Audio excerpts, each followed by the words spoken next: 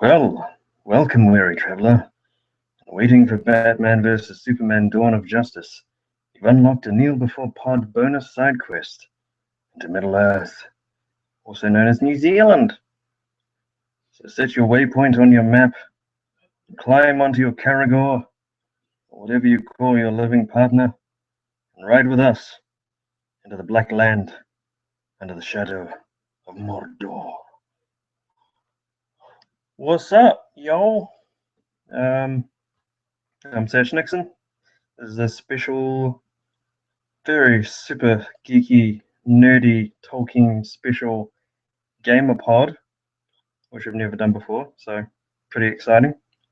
We'll be reviewing the new Middle Earth game Shadow of Mordor, which is very cool.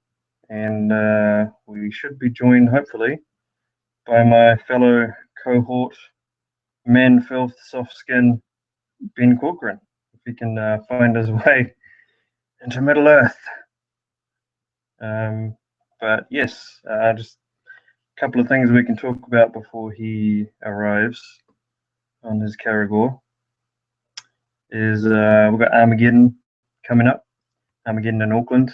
If you're a cosplayer, you're probably furiously working away on your lycra bodysuit, on your Uzis and your swords and all that good stuff that's coming up this weekend. I'll be there.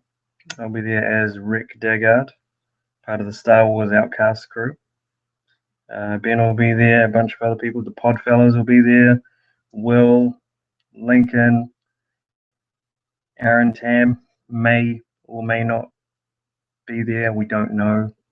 I'm not sure we'll be able to tell, to be honest, if he's there or not. He's kind of a ghost and doesn't really say much or do much. Like, even if we tell him to do something, he doesn't usually do it, like reviewing or even watching a show, because he's more important than the rest of us. So yeah, but you'll see us all there. What's been going on? Well, I've been lost in Mordor, playing Shadow of Mordor. That's what's happening with me. Apart from that, not a lot. Lots of geeky news. Let's see if we can find this. Let's Google some, because we're live. Let's Google some geeky news for you. How's everybody? Good? Good. What is it called? It's called Shadows of Mordor Review. Shadow of Mordor? I think that's what I called it. We've actually done this pod before. We did it last night, and even though it uploaded and it worked, in Middle Earth we have shitty internet in certain places in Middle Earth. So there are certain pockets, because we're so far from the rest of civilization. So yes. So you'll have to kind of bear with us on that. But yes, just let me ramble for a second. Ramble.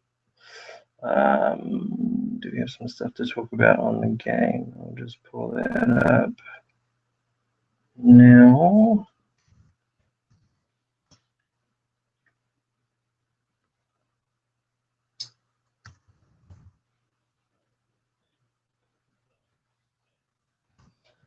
Folks, so you get all the excitement being live. If you don't know what Star Wars Outcast is, if you've never heard about that before, shame on you. It's a Star Wars fan film series I'm involved with. So that is, we're going to be promoting that at Armageddon in Auckland this weekend. So come and say hi, take some photos with us. You'll see a Mandalorian there. You'll see a Jedi. You'll see like a Sith apprentice, mercenaries with guns and costumes and lovely geeky stuff. So please come and say hi. We won't bite too hard. Okay, so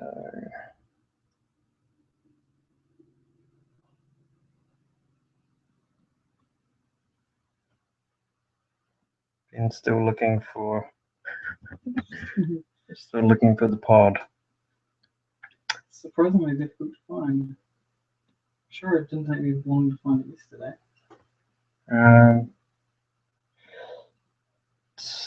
Did you call it Podfellas or Neil before Pod or anything? Just Shadow of Mordor review.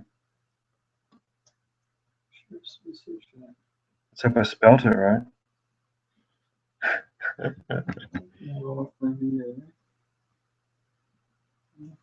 So yeah, what we decided was because Ben's connection wasn't as good as mine, he would come over and we would do the pod together, but in the same room. So, but weird. Here it is. Oh. Just do a search for most recent, and there it is. Okay, cool. So. Ah, there goes his own circles. Sure, it's supposed to be. Weird.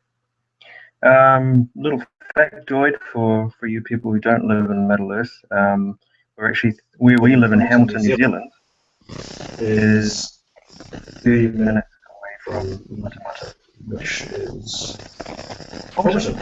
That's where they filmed Hobbiton. Hey! What am I doing?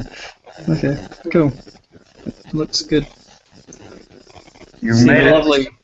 lovely light of Sasha's TV behind me, giving me this semi-undead look. Nice. Hey, everyone. Lightsaber blue.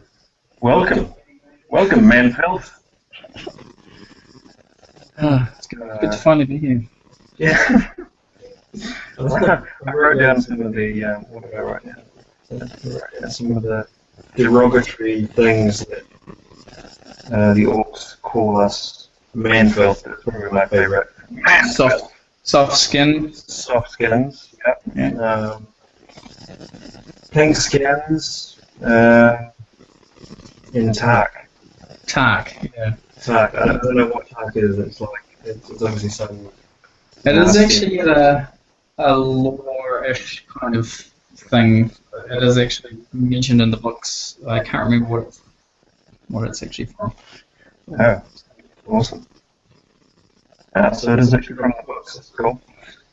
Yeah, they obviously have paid a bit of attention to the source material, which doesn't always happen with Tolkien games or based games or movies or anything.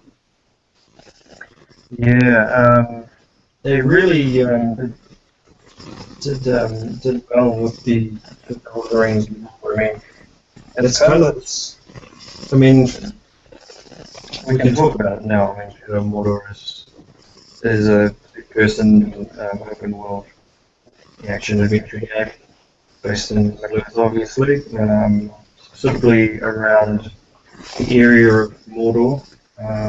Start off in Udun, which is close to Mordor, and then some other areas that you get to explore as well. It's all pretty much in Mordor. I guess I possibly have a bit more geek credit in Tolkien than Sash does. But yeah, I mean, all of the setting stuff is pretty on the button. Like the first sort of map you start off on is it's the Black Gate as mentioned, so you're just basically inside Mordor, and then there's the Sea of Nirn, which you travel to, which is as I recall described in the books only in passing, is pretty much as the game describes, as well as the source of most of the food of Mordor. So it's clearly some kind of fertile area. But yeah, aside from that, there's not really a lot of description going on, but it's definitely, I think it's more to the south of where most of the action takes place. So you class yourself as a Tolkien As a ringer? At a ringer, yeah. A ringer? Yeah, I'd say that's fair to say. I did quite a bit of sort of research on it a few years back. I've read the books a few times. I wouldn't call myself a complete hardcore person, but yeah, I don't know. I really like um, Lord of the Rings in particular. Um, the movies and the books, like I don't.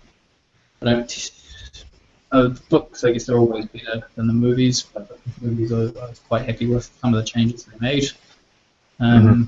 Not so happy with others. Hobbit, I'm not quite a big fan of, and I think a lot of that. Like the book was good, but the movie, I think I attribute a lot of that to the passion of Peter Jackson in this case, or the lack thereof. It's fairly clear that he didn't really want to go through everything again and do it all over again. Even by the fact that he didn't really want to sign on to it immediately, he just wanted to kind of produce it, that sort of thing, which probably would have been a bit better off if we had the likes of Guillermo del Toro or whomever else. I mean, it's such a shame. Like, I would have loved to have seen Del Toro's version.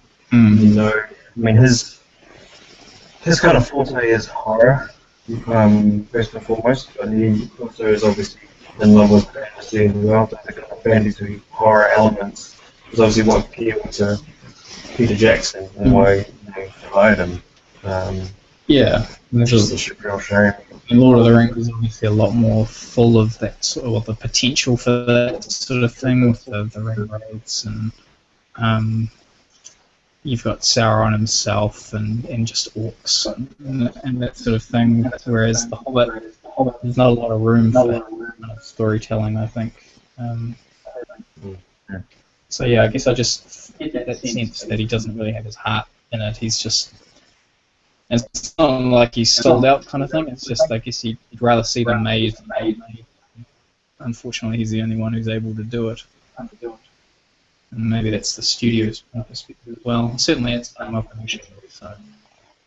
Yeah, I mean, I remember when they announced 2 Hobbit films, I was like, okay, cool, fair enough. And they ended up 3 Hobbit films, and I was like, really? There's a lot that happens in that book, but in terms of, yeah, they had 3 movies for The Lord of the Rings. 3 movies for The Hobbit just seemed excessive. Yeah. Especially considering I know Peter Jackson, really kind of draws out action sequences and really fleshes things out, and like he adds things and enhances things that makes the film vision. He adds stuff. Yeah. And there's a whole bunch of appendices and things that are happening at the same time with the Astari and the Wizards and the White Council and all that stuff that he's bringing into it, which is cool, but it's not The Hobbit. It's not the Hobbit book. So it's almost like he's just kind of making an epic that includes everything that happens at that time, not just The Hobbit. It's The Hobbit plus. Yeah. So. If I had to quote Bilbo, it would be, feels like butter scraped over too much bread. It's very much like that. Like Lord of the Rings, they had enough source material to go on. They did make up a little bit of their own stuff, but it meshed well with what they had already, or it was in the same spirit. Sometimes it was just filling in gaps, or just they would cut bits out of the book that they needed to then kind of morph it over in a way. Whereas with the Hobbit films, it seems more like the stuff that they've made up is a bit more apparent. I think. Yep. Well, that kind of leads us into the game, because the game is quite heavily influenced, at least in terms of the design and visually, influenced by the films. Like I noticed in the rolling credits at the end, there were wizard guys who were part of the design team. And when you look at the weapons and the armor and just the way it looks, Gollum is in the game, and he's clearly the Andy Serkis version of Gollum / Smeagol. So that's kind of cool. So they had to kind of balance Lord of the Rings movie takes place between The Hobbit and The Lord of the Rings. Yes. Yeah.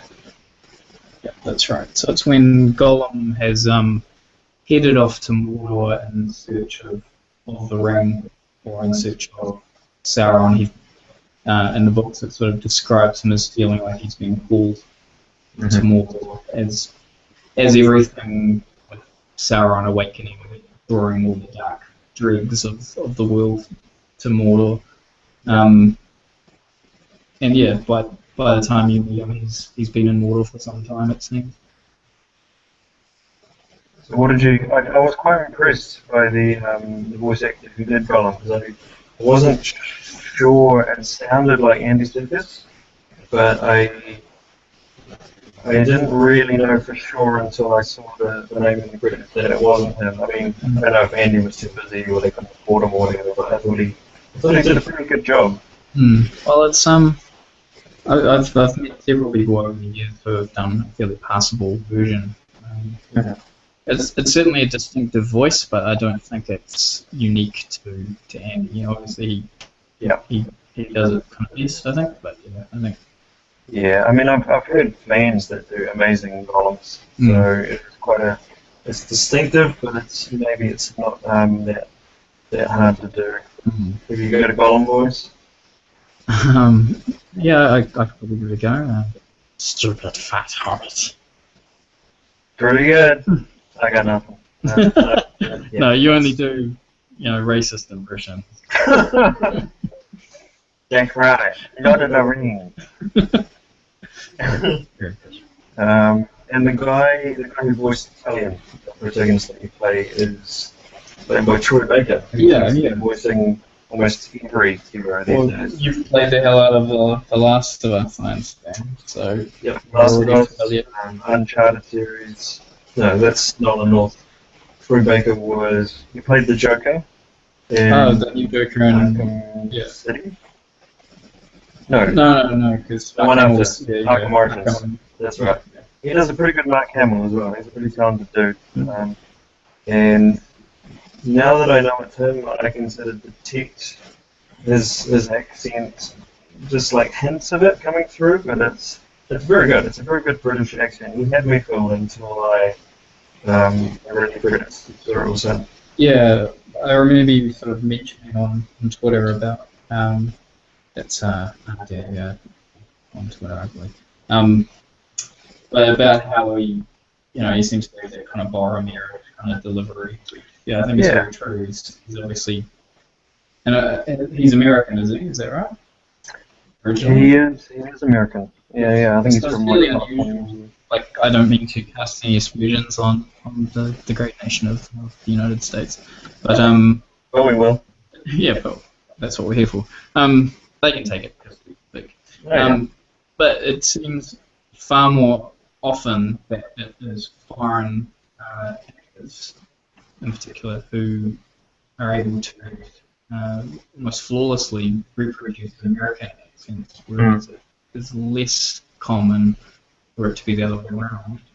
Yeah. So, that's fairly impressive because, I definitely didn't pick up anything. I mean, I didn't know the voice actor myself, but it sounded pretty good to me. So, just give us a quick rundown of your gaming background. I grew up with, a console controller in my hand. So, Atari 2600 was my first console, and I've just kind of stuck with consoles ever since. Yep. You moved on PC, so you're a PC gamer as well. Yeah. I don't own a console. Probably the last one I would have owned would have been a Sega Master System, I think. Yep. Back in the day, playing Alex Kidd, etc. But I was the same. Started with like Atari 2600, and of course the ubiquitous, what we call in New Zealand, spacey parlours. Play some Spaceys now. Play some Spaceys. Go down for 20 cents, and you had your arcade games, playing things like Golden Axe and Space Invaders. Did you ever play that sit-down Star Wars game where you go into the trench run? Yes. It's like all wireframe. wireframes. Yeah, Oh, yeah, I love the hell out of that game. It was actually David Prowse, the original body actor of Darth Vader. For those of you who don't know, and if you didn't know that, then get out. But he posted something about sitting down to play, and there was a picture of that the other day, and I was like, Oh, nice. Yeah, I don't know if he just does that for kicks or what. He's got a bit of grief of David Prowse over the years. Yes. He's like suing and just kind of. He definitely wasn't happy originally with. They thought he was going to use his voice, apparently, even though. And there's YouTube videos of this now, which we possibly can supply a link for at some point, of the original recording before James Earl Jones was dubbed over. Mm-hmm. And definitely doesn't sound quite as intimidating.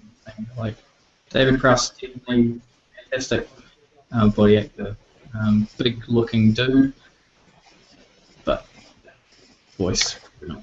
And this is for Will. I'm not sure if Will knows this, but he'll appreciate this. David Prowse, who's a big guy, and he lifted weights and worked out and everything like that.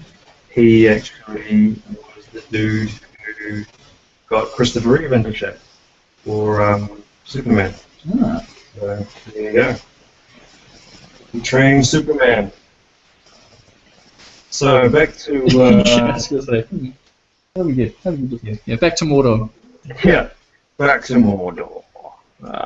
So it's not only influenced by Tolkien and takes place in Middle-earth. In terms of the gameplay, it is influenced quite heavily by other open-world games, namely, and we've discussed this before, but Assassin's Creed and the Batman Arkham games. I kind of forgot about it last night, but I remembered today that they, during when they were promoting the game a few months ago, they were actually getting a bit of hot water about borrowing Assassin's Creed assets, or allegedly. That's right. And certainly it's just like I see him climbing in his parkour way, Italian, and yeah, there's definitely a fairly obvious that it's kind of the same. But I mean, they were going for the same kind of gameplay. They were basically trying to make it Assassin's Creed in Middle-earth kind of thing. So I don't know what people necessarily expected them to do to come up with some new animations. I don't know, do people climb buildings in different ways? Yeah. Yeah. I mean, in terms of animation, I also see Batman Arkham animation as well. So it's like this kind of blend. Whenever he climbs, you kind of see Assassin's Creed. But when he's kind of sneaking around, particularly combat, because combat is translated almost directly from Arkham Asylum. Yeah, that's kind of what we talked about last night about how it's not quite as strange. Well, they built on it in Arkham City, so they improved it so you could counter more than sort of do attacks at once, that sort of thing, and it had a lot of other options that you could do, mix it up. There's quite a lot of that in Shadows of Mordor, but it's not quite as sophisticated as they got to with Arkham City, and I haven't played Origins, but I imagine it's pretty much the same. Yeah. Combat is still immensely fun, however, for the same reason. I love the hell out of Batman Arkham Asylum and Arkham City. Combat is just so much fun to fight things. Yeah. I mean, it was really the kind of the first game that really nailed 3D combat. Like, a lot of games struggled with targeting systems, and it always felt clunky, or they got something wrong. But this really was the first time when Batman Arkham came out. I was just like, wow, this is really polished. It works flawlessly. And that was one of the differences that we kind of talked about again last night about the controller side of it, because I certainly find it's not a major annoyance, but it is a minor thing to me that because you've got like an orc, you'll be fighting 10 orcs, and one of the orcs will have like an intel poking above his head. So you kind of want to interrogate him. So you want to keep him alive. So you're jumping over the top of him and just backing him around a little bit, but not enough to kill him. And then you build up enough to do an execution or something like that. And so you want to execute any of the other orcs, say. But on PC, there's not really any particular easy way to target individuals that I know of. So a lot of the time, I'm maneuvering with people that I want to actually keep alive. So did you play it with the mouse and the keyboard, or? Yeah. Okay. That's interesting. And yeah, so there are a lot of times where I'm not really. Same with like throwing the daggers and all that sort of stuff. They just kind of go wherever they want to go. And I don't really sort of stop and pay too much attention to it. It doesn't bother me too much, but it would be a bit easier if I knew who I was actually about to hit next. Right. Yep. That would be, especially when you have intel, which are very specific orcs. So, talked a bit about the combat. We better talk about the big original thing about this game, which everyone just raves about, which is really cool and just really what makes it so unique is the Nemesis system. So basically Sauron has an army of orcs, and they have their own hierarchy. You have these kind of faceless black orcs, and then you have orc captains, and then you have like these war chiefs, these chieftains, pretty much the head honchos, and there's only like about 5 of those, half a dozen of those.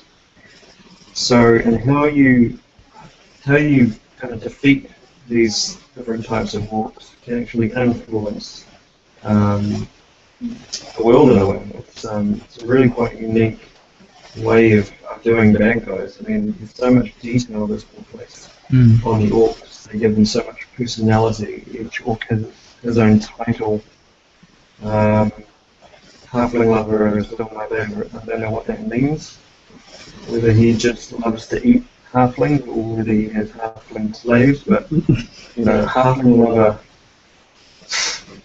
is just taking the piss. I love it. And it's integrated very well. Like there's so much good stuff about the system, and they could have easily done a fairly superficial job, and it would still be good enough. And that's sort of what we talked about recently, particularly the hype wariness that has come about in gaming, where they just really market these things because they're obviously trying to get shareholders to cash in some more money so they can make the game what they really want it to be. As the consumers, we kind of get screwed over because we see all these fantastic features that they later prune out, or it's revealed to be quite as promising as they spun it to be. But the Nemesis system is actually very good. Just the way it's integrated with the game, because of course in the game, you're essentially immortal. You can be killed by anyone. You can fight enough orcs and eventually they'll bring you down. And if you fail to stop that happening and you do actually die, the orc that killed you suddenly gets promoted into the hierarchy, gets its own name, gets its strengths and weaknesses, and becomes part of the game. So then you have to hunt them down. It's something I didn't know until I started playing it, which is another feature with this game, is that there's stuff that happens that we haven't been marketed about. It's stuff that you discover is little icons pop up because you have these power struggles and all the other events happening in the map. But from time to time, it'll pop up via a revenge mission where someone on my friends list has been killed, and it says you can get revenge for your friend if you go kill the fool. Yeah, I mean the whole thing about the orcs killing you and getting promoted, and they love it. They show off. They talk shit to you. You see them again. They'll mention that they've already killed you a bunch of times. Okay, they're just gonna kill you again, and it's great. So I've never seen that level of kind of appreciation for henchmen or bad guys or villains. I mean, so much attention to detail, just the way they look, the scars that they get, the paint that they have on them, the weapons that they use. I mean, there was one dude who was using massive flaming sword. It's just like a random dude. Yeah, So, there's a hell of a lot of variation that goes into them, and like even though the sorts of things they say are fairly similar, it's still quite rare to hear the exact same things said to you for the kind of heroes. So, and it's the same about because you have to get to the war chiefs who are the really big bads. You have to usually do a particular mission, like kill 50 orcs or something like that, and then they'll come out. When they come out, there's this orc chanting in the background, chanting their name. that's right, yeah. It's almost like professional wrestling. Yeah, When they come out, they've got the sort of two dudes playing top. Yeah, whatever that happens to be. And I thought, yeah, okay, that's going to happen for the first 4 or 5 that you take on, the ones who are default in the game, because I'm like, well, it's easy enough to script those. They can always be the same names, etc. But then when war chiefs, when the hierarchy starts building up and the war chiefs start getting killed in place, you go fight another war chief, and it's their name getting chanted as well. So they must have done a lot of sort of recording of these different chants, etc. It's quite amazing the amount of detail they've really put into it. Yeah, and then just like Batman Arkham, these orcs are talking to themselves and to each other constantly, and they're talking about you half the time. Be on your guard. The rangers out there, but there's some silly shit too. Like I've got some of the conversations down. This is one example of a conversation between two dudes. I almost got set on fire the other day. And then the other one goes, you should have drank less grog and watched where you're going. It's like, what the fuck? It's just, these guys are just talking shit to each other, and they're warning each other, and they're just kind of egging each other on, talking about their captains being idiots. It's just, there's so much of that kind of personality going on. Because you give that feeling of that living kind of world. You've got bats and birds and rats, and you've got these Caragor beasts and the growl and the ghouls that come out at night, and they attack the orcs as much as they attack you, which is really cool. I mean, I was just playing it today, and I was climbing up, and there was a bridge there, and under the bridge there were at least about 15 orcs taking on a bunch of ghouls, and it was just like a little battle going on, and I just kind of perched up there and watching it, and I involved. It was awesome. It is one of those things that some games take for granted, I guess, or don't, sometimes they don't even bother to do it, but it just adds to the game to having these kind of little emergent things going on in the background to kind of flesh out the world. Yeah. Especially Middle-earth. Well, they've set up so many possibilities for awesome moments. Like you'll have a boss that you're going after who is afraid of Caragors, and you might fight him and lead him into a place where suddenly Caragors attack, and then he runs off in fear, and it all just sort of comes together in this massive experience of something that you either sometimes you plan it and you carry it off. You go out and get intel, find out about the weakness, and make it happen. And then other times it just happens organically. He'll accidentally run through fire and then get burnt and get scared and run off. Yeah, it's really good. And that's the other thing they tend to remember is what happened to them last time when they see you again. All of that sort of good stuff. Yeah, I mean, there's been a bit of interest online, and a bit of kind of confusion about certain orcs that you think you've killed, and you might have even cut their head off, and they just kind of turn up, and you're like, didn't I kill you already? And they're like, no, you didn't kill me, and it's like, oh, okay. Yeah. Then you have to kill them again. I don't know if that's happened with. Yeah, I don't know if that's happened with any head off of. But yeah, I did notice. I was very confused the first time. I was like, is this a bug or what? But yeah, it was actually quite cool that they sort of said. They said something about the scars I got from your spell fire make everyone run in fear. I was like, oh, okay. Yeah. No, there was some dude. There was some dude online. It might have been a Kotaku who just couldn't figure it out. He was really quite distressed about it. He spent a week like researching it. He even contacted the development team, and he couldn't get a decent answer out of them about the orcs. I think they were actually just trying to be a bit sort of coy about how much they kind of revealed about the systems and everything in place. But which is kind of cool. Yeah. Yeah. I was cool with it. Like there was one dude that I just could not kill. I think it was Kugel the poet or something. Really, really rubbish poet. And he always spouted these really rubbish rhymes. And I just, every time he said his little poem, I just killed him. And then he would just turn up.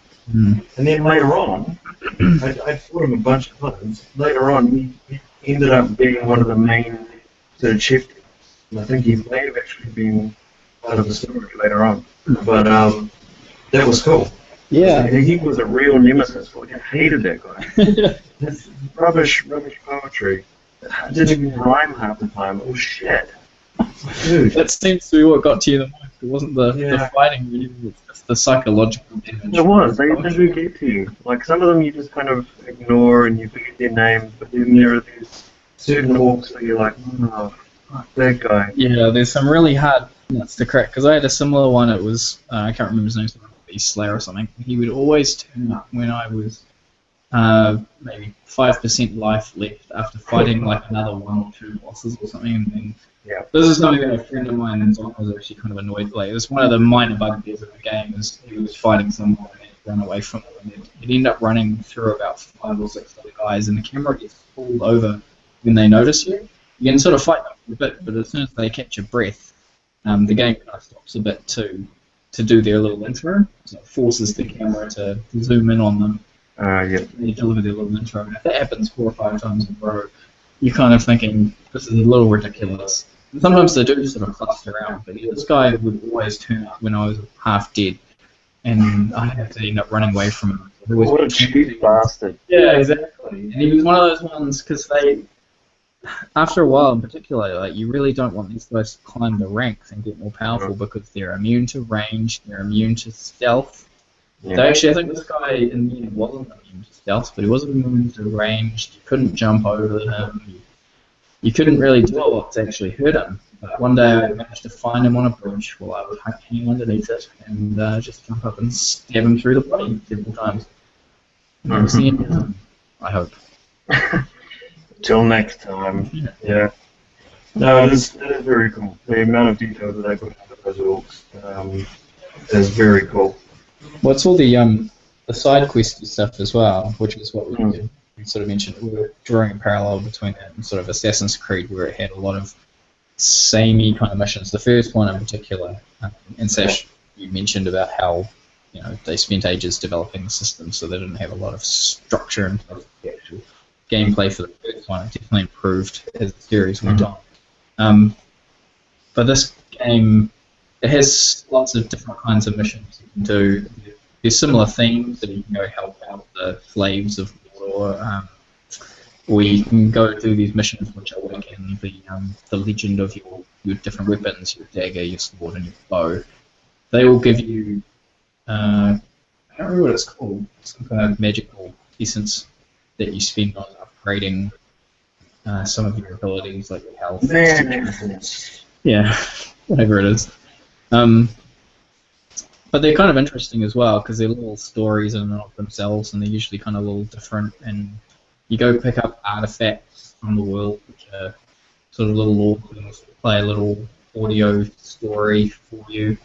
Finding bits of building the moon rune wall, and all of the stuff that you find, or unlocking the towers for Celebrimbor, all of that sort of stuff usually has a little snippet of lore to it, like feels like it's part of the world. Everything has its own little story. I mean, even the herbs and stuff that you pick up to boost your health, they have this basically paragraph or two about how that herb was commonly used in what area and what time. It's quite an unusual thing to have for a an action adventure kind of game. Certainly a RPG, and you could argue this is RPG kind of elements to it, but it's definitely not primarily that kind of game. Yep. So we'll just wrap up with our final thoughts on the game. Is there anything else you want to say about the Shadow of Mordor? Let me just check my list of things. While Ben does that, I'll just hashtag Tam Love Songs. Tam Love Songs. The winner of the Tam Love Songs competition will be announced at Armageddon by $5. So tune in for that or come on. Or just get your love song with Tam in the title. One of our fellow pod fellows. Hashtag Star Wars Outcasts if you want to find out more about our fan film series that we're working on. And all Armageddon. So get along to Armageddon this weekend. Lots of cool games that are going to be. Oh yes, I've got the list here. We'll just quickly run through this list. These are the games that are going to be playable at Armageddon and Auckland this weekend. Assassin's Creed Rogue, Assassin's Creed Unity. New jeans needed. Call of Duty Advanced Warfare. Call of Duty, what can I say? The Crew. Disney Infinity 2.0. The Kitties. Drone Club. Another driving game. I can't actually distinguish the Crew from Drone Club. You will know if you know your driving games. Dying Light. Pretty sure that's a horror game. Far Cry 4. The next Far Cry. There you go. Forza Horizon 2. Driving again for the Xbox peeps. Halo. The Master Chief Collection. Mortal Kombat X. We forgot what number we were making, so we're just going to call it X. It's our placeholder game. We've lost track of what number we were working on. Lego Batman 3, Beyond Gotham. Little Big Planet 3. The Order, 1886, which looks pretty cool. Kind of Victorian stuff. Might check that out. SingStar Ultimate Party. There you go, Will. You'll find Will Fleming there busting out some Elvis with Harder the Crap. The hog for the whole day. Here we look, kid. Skylanders Trap Team. Sunset Overdrive. Looks kind of fun and goofy. And a couple of games that won't be playable, but you'll be able to see some demos. Dragon Age Inquisition and Tom Clancy's The Division, which looks pretty cool. Pretty cool multiplayer, free roaming shooter, espionage. Dystopian kind of thing. Yeah. It does look pretty cool. So get along to Armageddon this weekend in Auckland. We'll be there on Saturday. We'll be there on the 4th. I'll come and say hi. So, out of 10 joysticks, what would you give a Shadow of Mordor?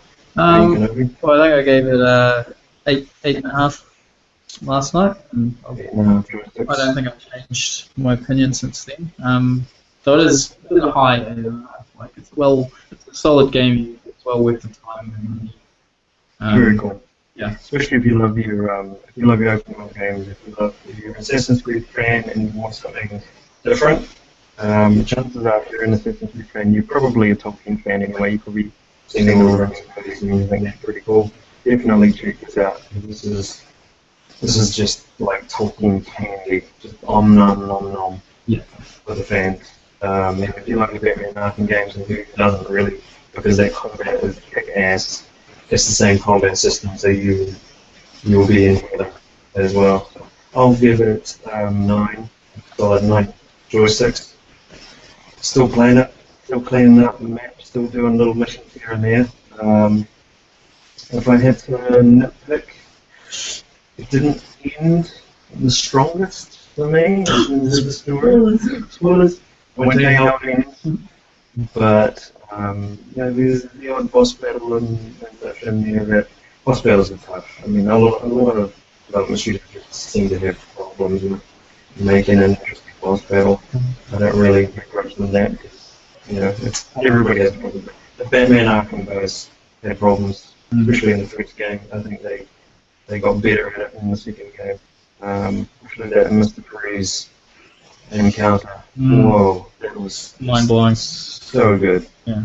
Wow. Like, people should actually play that if they're making a game with any fucking boss battle in there and just take notes on how they did that, because it shit made you think and it made you scared. Yeah. Like, it was so good. I felt like Batman. I felt like fucking Batman.